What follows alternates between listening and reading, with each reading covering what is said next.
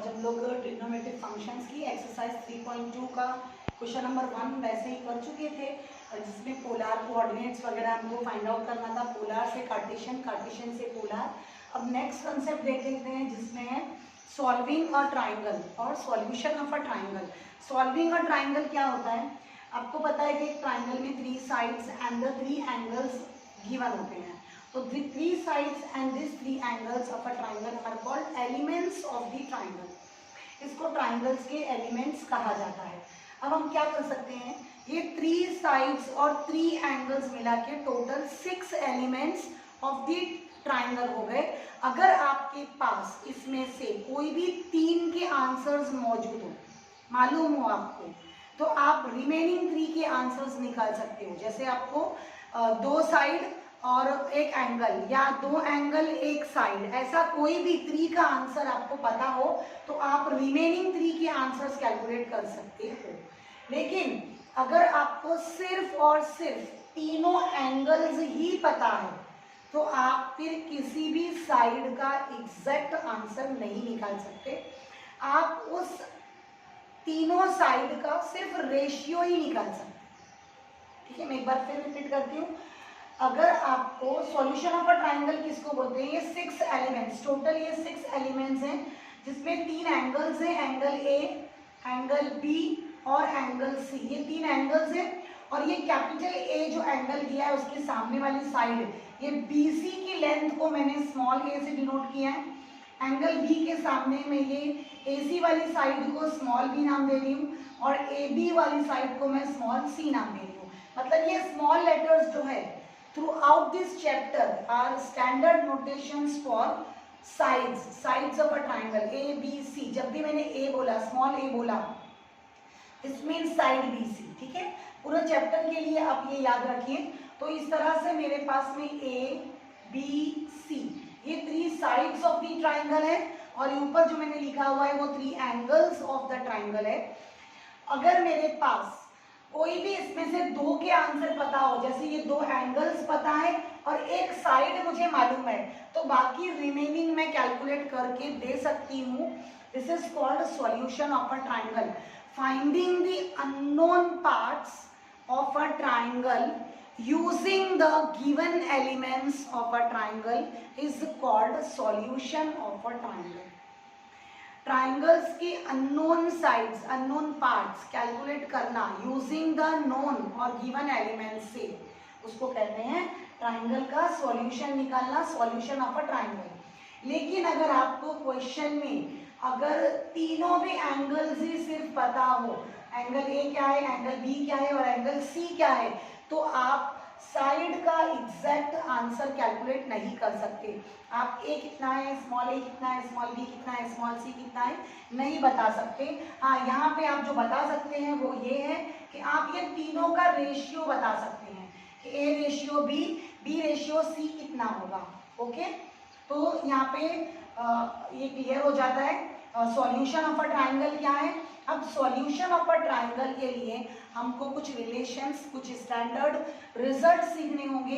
इसमें सबसे पहला रिजल्ट आ जाता है साइन रूल। साइन रूल क्या है, इसी तरह कोसाइन रूल भी है और प्रोजेक्शन रूल भी है। तो वो मैं जब आपको क्वेश्चन में मुझे लगेगा तब उसके बाद पहले बताऊंगी। मैं फिलहाल सब एक साथ में नहीं बता रही हूँ, मैं आपको यहाँ पे बता रही हूँ सिर्फ साइन रूल क्या है। What is sine rule? तो साइन रूल होता है, साइन रूल होता है ये A, small A upon sine A is equal to, इसको कैलकुलेट किया तो इसका आंसर मैच करेगा किससे, बी अपॉन साइन बी से, और इसका आंसर मैच करेगा सी अपॉन साइन सी से। मतलब all this 3 ratios are equal and they will be equal to the value of K, some constant number के। ओके, तो ये हमारा साइन रूल है, A upon sine A equal to B upon sine B equal to C upon sine C, और इसका answer ये तीनों का रेशियो आपने कैलकुलेट किया तो आपको एक ओनली 1 नंबर मिलेगा एंड दैट नंबर इज के। ओके, तो अब नेक्स्ट इसके ऊपर बेस्ड हम लोग क्वेश्चंस देख लेते हैं। साइन रूल जो मैंने अभी आपको बताया सॉल्यूशन ऑफ अ ट्राइंगल पे बेस्ड हम लोग एक क्वेश्चन देख लेते हैं। ये देखो, इसका पहला सॉल्यूशन ऑफ अ ट्राइंगल पर बेस्ड पहला क्वेश्चन हमारा ये है, आपको एक ट्राइंगल में से दो एंगल्स पता है। हाँ, एंगल ए का आंसर आपको दिया गया है और एंगल बी का आंसर आपको दिया गया है, और आपको क्या निकालना है, रेशियो ऑफ इट साइड्स निकालना है। तो मैंने आपको पहले ही बताया था कि अगर आपको तीनों एंगल्स पता है, एंगल ए पता है, एंगल बी पता है, आप एंगल सी तो यहाँ पे मालूम कर ही लोगे। अगर एक ट्राइंगल में आपको एक भी साइड नहीं गिवन है और आपको दो एंगल्स दिए हैं, तो दो एंगल की हेल्प से तो आप तीसरा एंगल कैलकुलेट कर ही सकते हो, या आप 8 9 से करते आ रहे हो। क्या यूज करके, sum of all the angles of a triangle is 180। तो काफी सिंपल है ये। लेकिन अगर आपको ए बी सी तीनों एंगल्स पता होंगे तो आप साइड्स की एग्जैक्ट वैल्यू नहीं निकाल सकते, यानी ए कितना होगा, बी कितना होगा, सी कितना होगा, ये हम एग्जैक्टली नहीं बता सकते। हम लोग क्या बता सकते हैं, इसका रेशियो ही सिर्फ बता सकते हैं। तो वही यहाँ पे हमको कैलकुलेट करना है कि ये साइड्स का रेशियो क्या आएगा। तो शुरू करते हैं। कैसे शुरू करेंगे हम लोग, इसमें हम लिखेंगे in triangle A B C sum of all the angle of a triangle is 180। Sum of all the angles of a triangle is 180, ऐसे मैं ले लूंगी। Sum of all the angle of a triangle is 180। तो यहाँ पे आ जाएगा मेरा major angle A plus major angle B plus major angle C, तीनों को मिलाया तो 180 मिलेगा। उसमें ए कितना है, मुझे क्वेश्चन में दिया हुआ है 45, बी कितना दिया हुआ है 60, और उसके बाद में सी, मेजर एंगल सी कितना होगा मुझे निकालना है, measure angle C find out करना है। तो ये आ गया 180, इसको ऐड कर लेते हैं, आ जाएगा 105। 105 plus major angle C equal to 180। ये हो गया मेरा major angle C equal to 180 minus 105। Measure angle C is equal to 180 में से 105 में माइनस करूंगी तो कितना मिलेगा मुझे, 10 माइनस 5 5, 7 7 में से ये 7 ही रहेगा। तो सी आ गया मेरा 75 डिग्री। अब तीनों भी एंगल्स मुझे पता है, एंगल ए पता है, एंगल बी पता है, एंगल सी पता है। अब मैं यूज करूंगी sine rule. Using sine rule. Sine rule क्या है, A upon sine A is equal to B upon sine B is equal to C upon sine C, all are equal to K, है ना। अब हम यहाँ पे क्या करेंगे, हमको पता तो एंगल्स ही है सिर्फ, तो यहाँ पे मैं ये दो पहले रेशियो लेती हूँ, ए upon sine A is equal to B upon sine B है। ये दो ही रेशियो पहले लिया है मैंने, फर्स्ट एंड सेकंड। इसको मैं ऐसे रीअरेंज कर सकती हूँ, ए अपॉन बी अगर मैं निकालना चाहूँगी, बी को मैंने इस तरफ शिफ्ट कर दिया है तो साइन ए ऊपर आ जाएगा। यानी अगर मैं साइन ए और साइन बी का रेशियो कैलकुलेट करूंगी तो मुझे स्मॉल ए अपॉन बी की वैल्यू मिल जाएगी। तो वही हम पहले करेंगे। सबसे पहले साइन ए मेरा कितना है, साइन ए है साइन 45, साइन 45। अच्छा, इसके बाद इसके अलावा एक और चीज, सेम वे अगर मैं सेकेंड और थर्ड लूँ, सेकेंड और थर्ड रेशियो लूँ तो मुझे क्या मिलेगा, बी अपॉन सी। देखिए ये सी को मैंने इधर शिफ्ट कर दिया है तो ये साइन बी यहाँ पे न्यूमरेटर में आ जाएगा, तो ये हो जाएगा sine B upon sine C.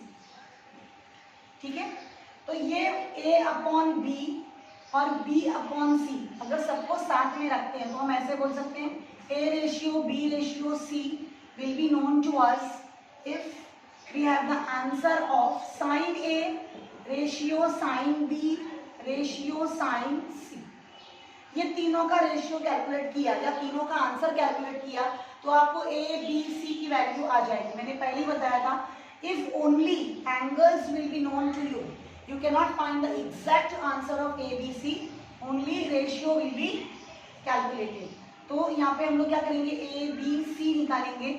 A, B, C निकालने के लिए मैं क्या कर रही हूँ, यहाँ पे जो मेरे आंसर्स आए हैं वो रख देती हूँ। A की जगह रख दूंगी साइन 45, फिर उसके बाद में साइन B, B है मेरा 60 और C मैंने अभी यहाँ पे कैलकुलेट किया था 75। साइन 75। अब आपको पता है साइन 45 का आंसर क्या होता है, ये आप 10 से पढ़ते आ रहे हैं। इसका आंसर होता है 1/√2। Sine 45 is 1/√2। Sine 60 is √3/2। But we don't know the answer of this. Sine 75 हमको नहीं मालूम। साइन 75 हमको डायरेक्ट टेबल से वैल्यू नहीं मिलती है। हाँ, लेकिन इसको कैसे कैलकुलेट करना है वो हमने 11th स्टैंडर्ड में स्टडी किया है। साइन 75 हम कैसे निकालते हैं? साइन 75 निकालने के लिए क्या करेंगे, आप इसको स्प्लिट कर सकते हो। कैसे? साइन ऑफ 30 + 45, 30 + 45 किया तो आपको 75 मिलेगा। और यहाँ पे आप फिर फॉर्मूला कौन सा यूज करोगे? ये formula sine of a + b, sine of a + b का फॉर्मूला यूज करोगे। मैं इस तरफ लिखती हूँ कि शायद आपको ना दिखे, पता नहीं मुझे, तो सेफ साइड इधर लिखती हूँ क्योंकि मुझे वहाँ पे पूरा आने वाला भी नहीं है वो। और साइन ऑफ a + b का फॉर्मूला अगर आपको याद होगा तो मैंने कैसे बताया था, इस साइन के फॉर्मूले में हाँ कॉम्बिनेशन आता है। साइन के फॉर्मूले में एक साइन और एक कॉस आता है, ऐसे मैंने याद करने के लिए कहा था। लेकिन मिडल में जो साइन आती है उसका कोई टेंशन नहीं होता है। मिडल में अगर आपको प्लस दिख रही है तो आपको आराम से बहुत ही इजीली प्लस ही लिख देना है। तो हम क्या लिखेंगे यहाँ पे formula, sine a cos b plus cos a sine b, इस तरह से sine a cos b plus cos a sine b, ये हो गया मेरा फॉर्मूला। मेरे पास अब जो क्वेश्चन है वो किस कैसे हैं, 30 + 45 है, 30 + 45 है, जिसमें a कितना है 30 और b कितना है 45। तो वो यहाँ पे रख देती हूँ मैं, साइन 30 cos 45 प्लस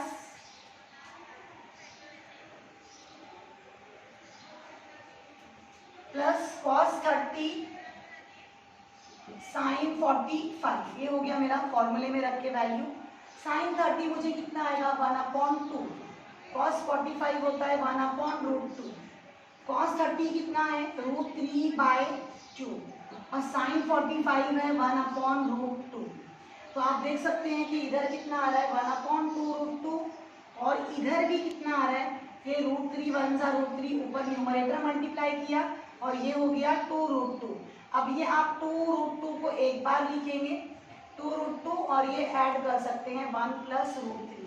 तो इस तरह से मेरा आंसर, ये साइन 45 जो मैंने यहाँ पे लिखा था इसको मैंने कैलकुलेट किया है और यहाँ पे मैं लिख सकती हूँ ये थर्ड आंसर कितना हो गया 1 + √3/2√2। अब देखिए आप देख सकते हैं यहाँ पे ये A/B/C है, लेकिन इसमें प्रॉब्लम क्या है कि सबका डिनोमिनेटर डिफरेंट है। तो हमको क्या करना होगा, सबके डिनोमिनेटर को सेम करना होगा। सबका डिनोमिनेटर सेम कैसे होगा, जो मैंने पहले लिखा था वो मैं रब कर देती हूँ, ये अभी लिखा हुआ पार्ट है। देखिए कैसे आपको सबका डिनोमिनेटर सेम करना है। यहाँ पे 2√2 है तो फर्स्ट रेशियो को हम 2√2 बना सकते हैं। ये फर्स्ट वन को 2√2 बनाया जा सकता है। कैसे? सिर्फ 2 से मल्टीप्लाई करेंगे। तो ऊपर न्यूमरेटर में भी 2 से मल्टीप्लाई किया और डिनोमिनेटर में भी मल्टीप्लाई किया तो ये 2√2 आ गया। सेकेंड वन है आपके पास में, यहाँ पे 2 है, मेरे पास सेकेंड में 2 दिया हुआ है, मुझे यहाँ पे किससे मल्टीप्लाई करना पड़ेगा, डिनोमिनेटर में भी और न्यूमरेटर में भी √2 से। अगर मैं दोनों को √2 से मल्टीप्लाई करती हूँ तो ये मुझे √6 मिल जाएगा। √3 × √2 इज √6। उसके बाद थर्ड वन तो आपका ऑलरेडी डिनोमिनेटर जैसा चाहिए था वैसा ही है। तो ये अब तीनों के डिनोमिनेटर सेम हो चुके हैं। तो मेरा A/B/C का आंसर आ जाएगा 2/√6/1 + √3। ये हमारा A/B/C का फाइनल आंसर होगा। मैंने आपको शुरू में भी बताया था कि अगर if only angles will be known to you, अगर सिर्फ हमको ट्रायंगल के एंगल्स पता है, एक भी साइड नहीं मालूम है, तो हम सिर्फ साइड्स जो कैलकुलेट करेंगे वो रेशियो में होगी, एग्जैक्ट वैल्यू नहीं होगी। तो यहाँ पे हमारा आंसर आ चुका है, हमने A/B/C तीनों के रेशियोज कैलकुलेट कर लिए हैं। तो क्वेश्चन नंबर 4 मैंने बोर्ड पे लिख दिया है, ये क्वेश्चन नंबर 4 है। यहाँ से थोड़ा सा लिखती हूँ मैं, ये क्वेश्चन नंबर 4 है, जिसमें भी एप्लीकेशन ऑफ साइन रूल हमको करना है। क्या प्रूफ करना है हमको? Sine of b minus C upon 2 is equal to small b minus C upon A into cos of a by 2। तो हमेशा स्टार्ट आपको कैसे करना है? जहाँ पे ज़्यादा टर्म्स दिखेंगे, जहाँ पे ज़्यादा टर्म्स आपको दिखे वहाँ से हमेशा स्टार्ट करिए, तो आपको ईजी हो जाएगा वो। और हम लोग यूज़ क्या करने वाले हैं यहाँ पे? वही फिर से साइन रूल। तो यूजिंग साइन रूल, क्योंकि देखिए स्मॉल लेटर्स है मेरे पास में सब राइट हैंड साइड में, और मैं कैपिटल लेटर्स पे जाना चाहती हूँ, यानी साइड से एंगल्स पे जाना चाहती हूँ। तो साइड से एंगल पे जाने के लिए, और वहाँ पे साइन यूज हो रहा है, तो एक ही हमारे पास में है, साइड से एंगल्स पे जाने के लिए साइन रूल है। क्योंकि साइन रूल में क्या होता है? ए अपॉन साइन ए, आपके पास ऊपर साइन है नीचे एंगल है ना, तो ये दोनों के बीच का एक रिलेशन है, C upon sine C is equal to K. तो मैं स्मॉल ए की वैल्यू यहाँ से निकाल सकती हूँ, therefore small A is equal to K into sine A. इस तरह से स्मॉल बी भी निकाल सकती हूँ, स्मॉल बी क्या आ जाएगा? के इंटू साइन बी, और स्मॉल सी की वैल्यू मेरी आ जाएगी के इंटू साइन सी। ओके, तो ये मेरे पास में तीनों वैल्यूज है जो साइड्स और एंगल्स को रिलेट करती है। अब मैं यहाँ से राइट हैंड साइड कंसीडर करूँगी। Consider RHS B minus C upon A into cos A bye 2। ये रहा मेरा क्वेश्चन। अब मैं इसकी जगह b की वैल्यू क्या यहाँ से आ गई है? के साइन b रखती हूँ, और c के प्लेस पे के साइन c रखूँगी। तो ये हो जाएगा के इंटू साइन बी माइनस के इंटू साइन सी अपॉन ए की जगह आ जाएगा मेरा के इंटू साइन ए। ओके, और ये कॉस ए बाई 2 आपको ऐसे ही रखना है, मैं उसको कुछ नहीं कर रही हूँ फिलहाल। यहाँ से के कॉमन लेके, देखो न्यूमरेटर में से मैं के कॉमन लेके डिनोमिनेटर के साथ कैंसिल कर सकती हूँ। साइन बी माइनस साइन सी अपॉन के इंटू साइन ए, इस तरह से ये के से के मेरा कैंसिल हो गया, और यहाँ पे मेरे पास क्या बचा हुआ है? ये कॉस ए बाई 2 ऐसे ही है। अब मैं न्यूमरेटर में यहाँ पे कौन सा फॉर्मूला लगाऊंगी? साइन सी माइनस साइन डी का फॉर्मूला लगाऊंगी। साइन सी माइनस साइन डी का क्या फॉर्मूला है? 2 sine B minus C upon 2 cos B plus C upon 2। ये आपका फॉर्मूला है। किसका फॉर्मूला है? कौन सा फॉर्मूला है? Sign B minus C upon 2 का, और ये डिनोमिनेटर का साइन ए ऐसे ही रखूंगी। ये वैल्यू मैं फिर से यहाँ थोड़ा लिख देती हूँ, शायद नहीं दिख रही होगी बराबर से, ये लास्ट लाइन। तो देखो साइन बी माइनस साइन सी का फॉर्मूला लगा रही हूँ। साइन सी माइनस साइन बी, ऐसे आपने इसको 11th स्टैंडर्ड में पढ़ा था। तो फॉर्मूला क्या है?